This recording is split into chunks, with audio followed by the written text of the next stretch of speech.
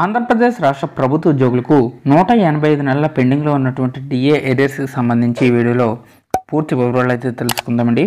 2018 నుంచి 2023 ఈ 5 సంవత్సరాల కాల పరిమితికి సంబంధించి పెండింగ్లో ఉన్న డిఏ ఏరియర్స్ కానీ రిలీజ్ చేస్తే ఒక్కో ఉద్యోగికి వారి యొక్క బేసిక్ పేకి అనుగుణంగా దాదాపుగా 3 లక్షల నుంచి 4 లక్షల వరకు డిఏ బకాయిల రూపంలో ప్రతి ఒక్క ఉద్యోగికి అందుకునేటటువంటి ఛాన్సెస్ అయితే ఉన్న నేపథ్యంలో త్వరగతిన పెండింగ్లో ఉన్నటువంటి డిఏ బకాయిలు అయితే రిలీజ్ చేయాలని ప్రభుత్వాన్ని అడుగుతున్నారు.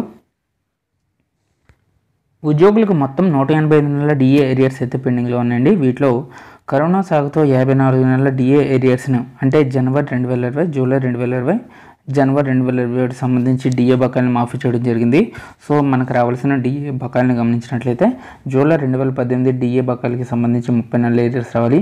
2019 జనవరి డిఏకి సంబంధించి 31 నెలల బకాయిలు, 2019 జూలై డిఏకి సంబంధించి 30 నెలల బకాయిలు, 2020 జనవరి డిఏకి సంబంధించి 24 నెలల బకాయిలు, ఇక 2020 జూలై డిఏకి సంబంధించి 18 నెలల బకాయిలు, 2021 జనవరి డిఏకి సంబంధించి 12 నెలల బకాయిలు, సో 2021 జూలై డిఏకి సంబంధించి 6 నెలలు. సో ఇక లేటెస్ట్గా ఇచ్చినటువంటి డిఏలు అండి.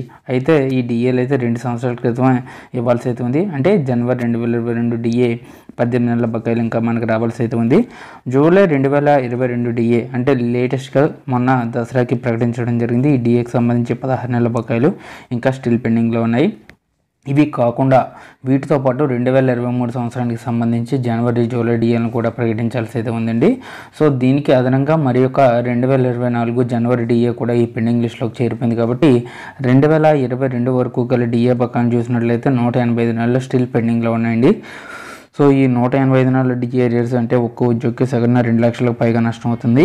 సీనియర్లకు అయితే నష్టం 4 లక్షల పైమాటే. సో కాబట్టి ప్రతి డిఏ బకాయిలు కూడా రిలీజ్ చేయాలని చెప్పేసి కోరుతున్నారు. సో ఇదండి వాళ్ళ ఎంప్లాయీస్ సంబంధించిన తాజా updates. For more updates subscribe to our channel. If you want to support this video please like, share your colleagues. Thank you.